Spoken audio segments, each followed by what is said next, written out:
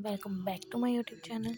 तो आज हमारा पार्ट 2 है मौलिक अधिकार और राज्य के नीति निर्देशक तत्व का। तो आज हम पढ़ने वाले हैं राज्य के नीति निर्देशक तत्व। तो इसमें भाग 4 के अंदर आर्टिकल 36 से 51 तक, और ये हमने आयरलैंड से लिए। मौलिक अधिकार हमने अमेरिका से लिए थे, वो भाग 3 के अंदर थे, और ये भाग 4 के अंदर है, आयरलैंड से हमने लिए हैं। तो मूल अधिकारों के साथ निर्देशक तत्व संविधान की आत्मा व दर्शन है। राज्य के नीति निर्देशक तत्व भी संविधान की आत्मा और दर्शन है। राज्य के जो नीति निर्देशक तत्व की विशेषताएं क्या हैं? नीतियों एवं कानून को प्रभावी बनाते समय इन तत्वों को ध्यान में रखेगा। मतलब राज्य जब भी कोई भी कानून बनाएगा, मतलब संसद या राज्य की विधानमंडल जब भी कोई कानून बनाएगी, तो वह राज्य के जो नीति निर्देशक तत्व हैं उनको ध्यान में रखकर बनाएगी। तो उद्देश्य क्या है इनका? न्याय में उच्च आदर्श, स्वतंत्रता, समानता बनाए रखना है, जैसे कि संविधान की प्रस्तावना में परिकल्पित है। मतलब जैसे संविधान की प्रस्तावना में बताया गया ना, वैसे संविधान के उच्च आदर्श को बनाए रखना इनका कार्य है। उद्देश्यों: लोक कल्याणकारी राज्य का निर्माण करना, ना कि पुलिस राज्य जो कि उपनिवेशिक काल में था। जैसे पुलिस राज्य था ना, मतलब राज्य सिर्फ नियंत्रण करने के लिए, वो नहीं है। इसमें कल्याणकारी राज्य की का निर्माण करना है इसका उद्देश्य। और संक्षेप में बोले तो आर्थिक और सामाजिक लोकतंत्र की स्थापना इसका मूल उद्देश्य है। तो इनकी प्राकृतिक गैर न्यायोचित होती है, मतलब हम बाध्यकारी नहीं है। ये जो मूल अधिकार है उनकी प्राकृतिक न्यायोचित होती है। सरकार इन्हें लागू करने के लिए बाध्य नहीं है, इनको लागू करने के लिए बाध्य नहीं है सरकार, पर वो अपने जो विधि और कानून बनाते समय ना इनका ध्यान अवश्य रखेगी, ये बताया गया है। संविधान के आर्टिकल 37 में कहा गया है कि निर्देशक तत्व देश के शासन में मूलभूत है, और विधि बनाने में इनको लागू करना राज्य का कर्तव्य होगा। मतलब ये जो हमारे संविधान के अंदर मूलभूत बताए गए हैं, और जब भी राज्य कोई विधि बनाएगा तो वो इनको ध्यान में रखकर ही बनाएगा। तो इनका वर्गीकरण कुछ किया गया है समाजवादी, गांधीवादी और उदार बौद्धिक सिद्धांत में इनको वर्गीकृत किया गया है। वैसे तो संविधान में वर्गीकरण लेकर दिशा निर्देश नहीं है इसके वर्गीकरण पे, पर हमने फिर भी इनको मुख्य 3 श्रेणियों में बांट दिया है, जो कि समाजवादी, गांधीवादी और बुद्धिजीवी है। तो पहले हम पढ़ेंगे समाजवादी। ठीक है, ये समाजवाद के आलोक में है। मतलब समाज इनको ना 3 तरह से बांटा गया है नीति निर्देशक तत्वों को। एक जो जिसकी अवधारणा से मैच हो रहा था उस तरह से, तो कुछ समाजवादी, कुछ गांधीवादी और कुछ उदार बौद्धिक है। तो ये समाजवादी जो है, जो समाजवाद के आलोक में है, ये लोकतांत्रिक समाजवादी राज्य का खाका खींचते हैं, जिनका लक्ष्य सामाजिक एवं आर्थिक न्याय प्रदान करना है। इनका लक्ष्य क्या है समाजवादी सिद्धांत का? जो इसमें नीति निर्देशक तत्व आते हैं उनका जो लक्ष्य है वो सामाजिक व आर्थिक न्याय देना है। लोक कल्याण की अभिवृद्धि के लिए सामाजिक, आर्थिक और राजनीतिक न्याय द्वारा सामाजिक व्यवस्था सुनिश्चित करना, और आय, प्रतिष्ठा, सुविधाओं और अवसरों की असमानताओं को समाप्त करना। मतलब जो भी समाज में अवसरों की असमानता है उसको समाप्त करना, और सबको आय का और प्रतिष्ठा का, सुविधाओं का समान वितरण करना सामाजिक सिद्धांत के अंदर आता है। फिर गांधीवादी के अंदर क्या आता है? जो गांधीवादी विचारों से प्रभावित है ना, वो सारे गांधीवादी सिद्धांत के अंदर आते हैं। जो गांधीवाद के सपनों को साकार करने के लिए उनके कुछ विचारों को शामिल किया गया है, उनको हम गांधीवादी सिद्धांत के अंदर डालते हैं। फिर है उदार बौद्धिक सिद्धांत। इसके अंदर आते हैं जो उदारवादी विचारधारा से प्रभावित है।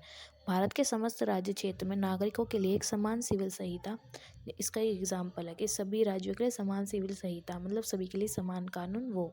तो ये उदार बौद्धिक सिद्धांत है। इनको 3 तरह से वर्गीकृत किया गया है। तो अब इनकी आलोचना भी है निर्देशक तत्वों की। तो इनकी कुछ आलोचना है कि ये कानूनी शक्ति नहीं है, मतलब कानून ये न्यायोचित नहीं है। आपको पता है ना, हम इनको लागू करवाने के लिए बाध्यकारी नहीं है, राज्य बाध्यकारी नहीं है इनको लागू करने के लिए। बस वो उसका कर्तव्य है कि वो इनको लागू करे। तर्कविहीन है, तर्कहीन है, इनमें कोई कुछ बात ही नहीं है। मतलब इनको बोला है कि कुछ है ही नहीं इनके अंदर। रूढ़िवादी हैं जो भी हैं, नीति निर्देशक तत्व में सारे रूढ़िवादी विचारधारा से प्रभावित हैं। फोर्थ, संवैधानिक टकराव है। अब इनके बीच में ना टकराव है। एक जो है ना मौलिक अधिकार जो है ना, राज्य को नीति निर्देशक तत्व लागू करने से रोकते हैं। तो इनके बीच में ना हमेशा टकराव रहता है कि मौलिक अधिकार ज़्यादा ऊपर है या फिर राज्य के नीति निर्देशक तत्व ज़्यादा ऊपर है। तो राज्य की नीति निर्देशक तत्वों की उपयोगिता क्या है, क्यों चाहिए ये हमें?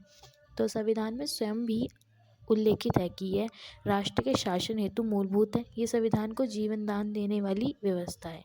ये संविधान में बताया गया है कि मूलभूत है हमारे संविधान के अंदर, और ये संविधान को ही जीवन दान देने की व्यवस्था है।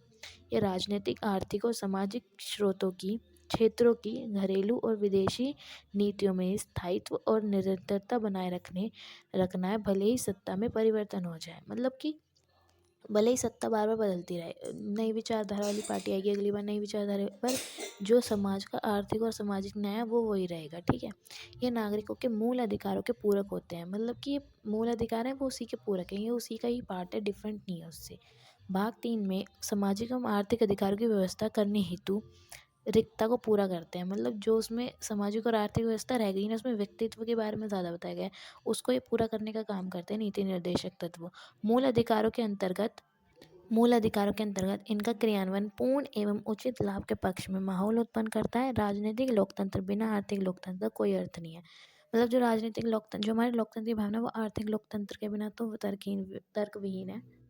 यह विपक्ष द्वारा सरकार पर नियंत्रण को संभव बनाते हैं। विपक्ष सत्तारूढ़ी दल पर निर्देशक तत्वों का विरोध एवं इसके क्रियाकलापों का आधार पर आरोप सकता है, मतलब कि अगर जो विपक्ष है ना, वो एक तरह से नियंत्रण स्थापित करता है, वो ध्यान रखेगा कि जो राज्य जो भी नीतियाँ बना रहा है, ये नीति निर्देशक तत्व के अधीन आ रही है या फिर इससे ये इसको प्रभावित करें, क्या कर रही हैं। तो इस चक्कर में जो है ना, विपक्षी दल है ना, इस पर नज़र रख सकता है कि जो भी काम करें वो सामाजिक और आर्थिक न्याय को सुनिश्चित करें। ये सरकार के प्रदर्शन की कड़ी परीक्षा करते हैं, मतलब हम जो लोग हैं ना, वो इनकी नीतियों को ना परीक्षण कर सकते हैं, ये देख कर कि ये जो है सामाजिक आर्थिक व्यवस्था को बढ़ाने के लिए है या उनको खिलाफ है, क्या है, वो हम इस तरह से इनका परीक्षण कर सकते हैं। ये आम राजनीतिक घोषणा पत्र की तरह होते हैं। एक सत्तारूढ़ दल अपनी राजनीतिक विचारधारा के बावजूद विधायिका एवं कार्यपालिका कृत्यों में इस तथ्य को स्वीकार करता है कि ये इसके प्रदक्षिण दार्शनिक और मित्र हैं, मतलब उसकी कोई भी विचारधारा हो, उसकी कोई भी लक्ष्य हो, पर उसका मेन मोटिव क्या है, ये राज्य के नीति निर्देशक तत्व जो संविधान में दिए गए हैं, तो ये उसको प्रदर्शन और दार्शनिक, और ये उसके मित्र हैं, मतलब ये पहले आते हैं, उसकी जो जो उसके पर्टिकुलर विचारधारा है वो बाद में आती है। तो इनके बीच में जो भेद है वो देखना, डिफरेंस देखना, मूल अधिकार और निर्देशक तत्व के बीच में डिफरेंस क्या है। तो मूल अधिकार देखें तो ये नकारात्मक है, और जैसे कि राज्यों को कुछ मसलों पर कार्य करने से प्रतिबंधित करते हैं, मतलब इनको एक नकारात्मक संज्ञा दी गई है क्योंकि ये राज्यों को कुछ कार्य करने से रोकते हैं। और उल्टी तरफ निर्देशक तत्व सकारात्मक है क्योंकि ये राज्यों को कुछ कार्य करने के लिए, उनकी आवश्यकताओं के लिए छूट देते हैं। ये न्यायोचित होते हैं, मूल अधिकार न्यायोचित होते हैं, इनके आनंद के लिए हम न्यायालय जा सकते हैं, पर नीति निर्देशक तत्व न्यायोचित नहीं होते, ज्ञान न्यायोचित होते हैं, हम न्यायालय नहीं जा सकते इनको लागू कराने के लिए।